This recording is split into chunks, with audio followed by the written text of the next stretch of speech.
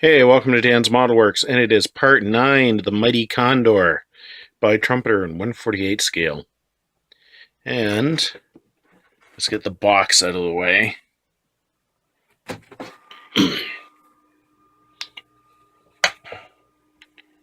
course, we got our blue on last time, and now it's time for the two upper surface colors. And before we can do that, I need to at least temporarily put the cockpit glass on and these two transparencies here in order to keep paint from getting inside. And then there's going to be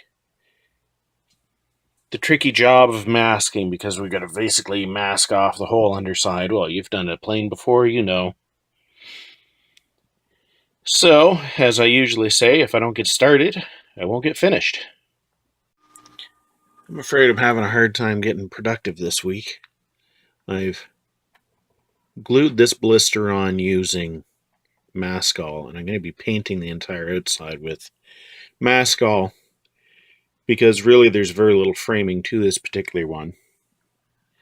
This one is about half painted with Maskall, mainly because I needed to be able to let it dry until I can paint the rest of it on.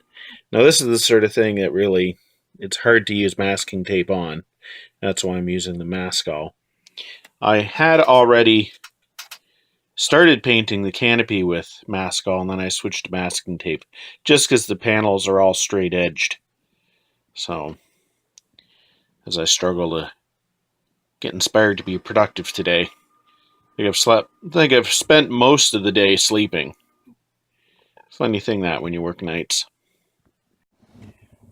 Okay, well, I've got the cockpit all masked. Way more stressful than usual, and it didn't seem to matter how much I burnished down the masking tape to find the edges. My knife blade just didn't seem to want to follow those edges. I know there's at least 3 spots where I now have a scratch on the glazing from my knife blade. Not real happy about that. But at any rate, that's ready to be tacked on temporarily. And of course, here is our turret, and it's got lots of goobery Maskall all over it, and that'll be tacked on here. I'm only going to put that on at the very last second, because there's going to be a lot of handling while I mask the underside of the plane, so I'm going to tack that on at the end right before I paint. Alright, as you can see, the masking has begun. Oh god, this is a pain. All these engine nacelles to mask around. Now, I mean, it's true, I don't need to worry about these broad areas on the underside, but nevertheless, this is a lot of taping up to do. In this shot, you can see that I'm using Tamiya masking tape, which is a lot more flexible, to give me a nice fine curve around the nose. Hopefully it's symmetrical, and then I'll just fill in the middle using just crappy old regular, like, dollar store masking tape. Okay, so I've got my masking done, more or less. I've got the cockpit glazing in place now, just once again with the Maskall holding it in place. And as you can see, this transparency is completely covered in Maskall. The turret did not want to stay in place with Maskall, so I just basically stuck a big plug of paper towel in there. And if I flip it over, you can see I didn't actually put any masking tape here. This should not be a problem, and hopefully it won't in the long term. One thing it is a little frustrating is the masking tape that I ended up starting with and not finishing with is already starting to peel off on me. So I want to get this painted before I have to redo all of it. And here are the 2 colors we're going to be using. And as you can see, one has a slate greenish hue to it, one is definitely more of a blackish gray hue. And if you've ever painted the upper surfaces of a World War II German aircraft, you'll know that these colors look almost identical, although usually once you get them on the plane, there is a difference in them. But when you get them on, you can see why so many modelers, if they have a chance to do something a little different, maybe some squigglies or some dots or something like that, they just pounce all over those paint schemes because, you know, the standard German paint scheme for their aircraft is awfully boring. So there is our dark green applied. And it's time to put on some masking tape so that I can put on the dark gray. So now it really looks like it's been in a scrap. Looks like it's all bandaged up. So the areas that are covered in tape, they're going to remain this dark green color. And the areas obviously are not masked are going to be this even darker color, which is kind of more of a gray. Now right here I had a paint run and I sanded that out. So I've had a few things go wrong with painting this, so hopefully the overall results are not going to be too bad. We shall see. So this is the moment of truth, is pulling off the masking tape. And I'm a little worried because a few things have gone wrong in painting this. As I started to paint the upper colors, my masking tape started to let go. So I don't know if I had any bleed through. When I was mixing the paint thinner in the green paint, and that's this color right here, I accidentally put in too much thinner, and it was initially too thin and wanted to run. So I had to use my remaining paint to thicken it up. So this could be ugly. We will have to see.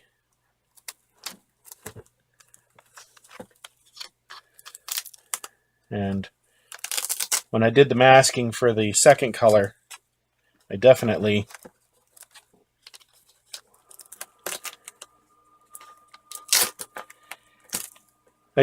used a little bit more tape than I did before and certainly put it on aggressively.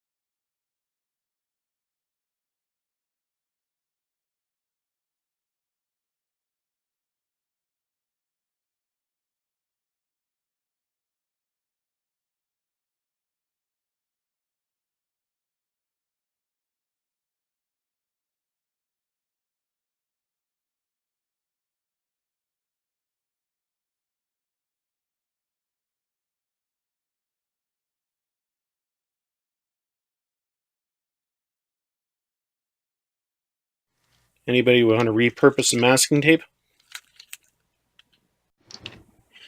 All right, I am actually fairly happy. This looks to be about the only real booger right here. And that was probably from the paint that was initially too thin. Otherwise, all the demarcations seem to have turned out pretty good. Not razor edge, but certainly not feathered either, and it really should not be feathered, at least not on this aircraft. Well, that's really the only spot that I'm concerned about on the blue.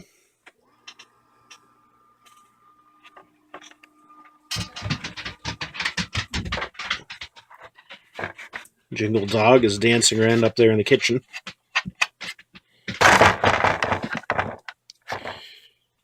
Now we've got a few marks to touch up here. That one there, that one there. I need to paint in this area here because that was protected by the dome. But overall, it was not half the disaster that I thought it was going to be, which is good. Puts a smile on my face. And honestly, I'm not quite sure what happened here, because it was like that when it dried. But I'm kind of tempted to leave this area just as it is. Well, we'll see what it looks like after we gloss coat it, because after I touch up a couple spots, I'm going to have to gloss coat this so that we can do decals. But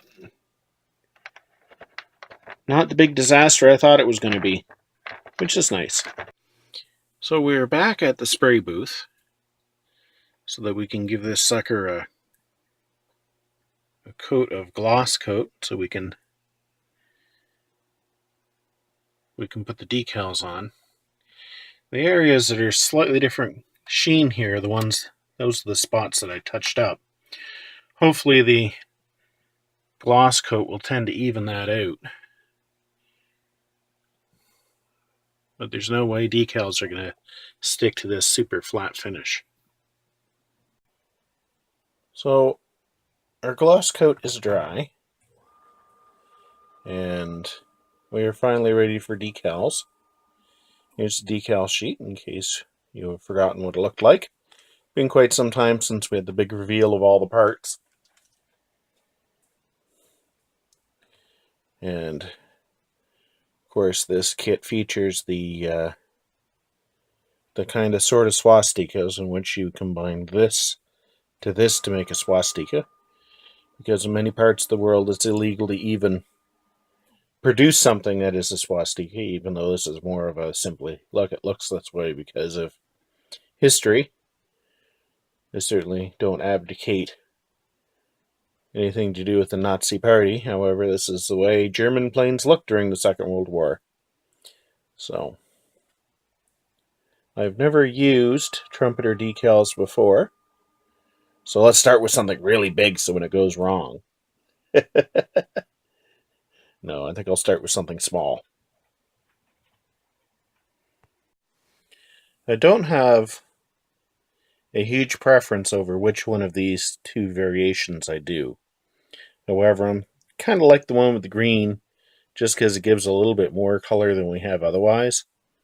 So I'm going to start with this A here. And then if that A goes wrong, then I can always switch over to the alternate scheme. So that's my plan, to make sure that these are in fact going to work all right. That's the A on. I haven't put any setting solution on it. Now this is the moment of truth, really is. Is it going to react well, or is it going to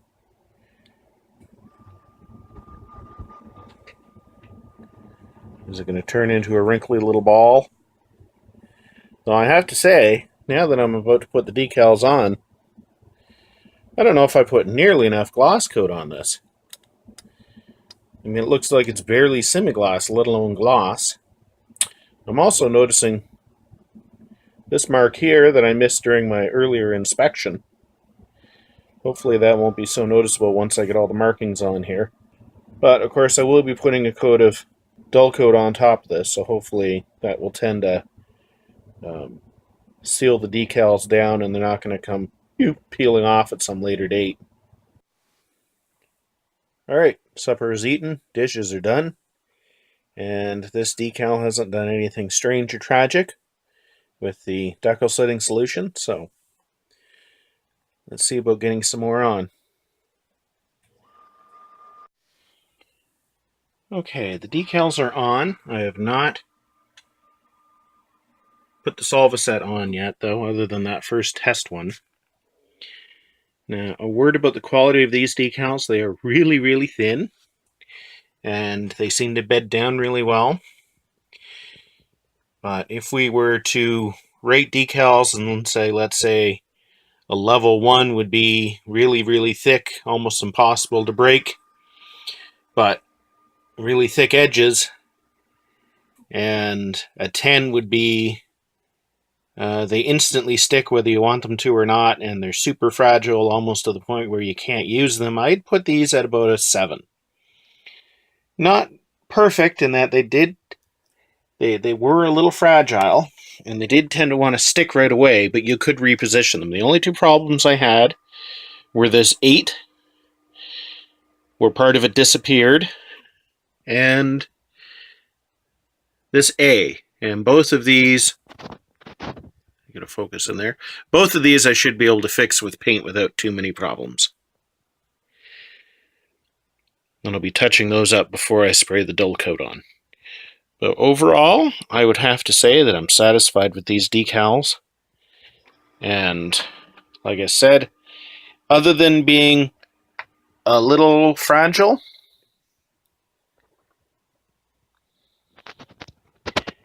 they do have a really, really nice thin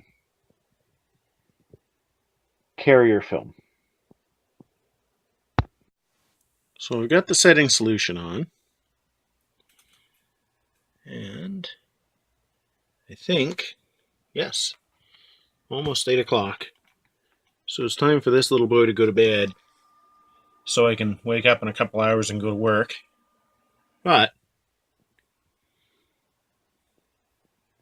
having already tested the setting solution, I know it's not going to do anything terribly tragic while I sleep, or it better not. So we should be ready to dull coat this tomorrow. So there is the A that was damaged, and I've touched it up with a little bit of black paint. And the 8. The important thing to remember is these markings were painted on the real aircraft. And if they were damaged, they would obviously be touched up and not necessarily always be perfect. So I'm not too worried about whether it's super crisp. I think now I've got gonna give it another couple hours before I dull coat it. Let's just turn off the fan here for a second. Alright. So much for the mighty roar. There's the dull coat on the underside. And she's looking mighty dull. And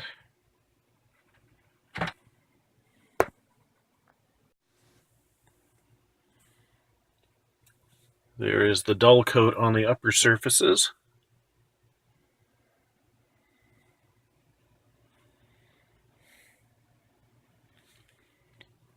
And I have to say, despite a few things going wrong, overall, the painting and the decaling didn't go too badly. So, what did go badly was getting my computer to cooperate this morning when I went to edit this video. So I'm a little PO'd right now. But I'm reasonably confident that the next episode is going to see this beastie finished. Really? Finally? 10 episodes? Yeah. Because pretty much all I have to do is paint the landing gear wells, assemble the landing gear, paint and install the propellers. Obviously, these exhaust stubs have got to be painted. Lots of little detail work to do.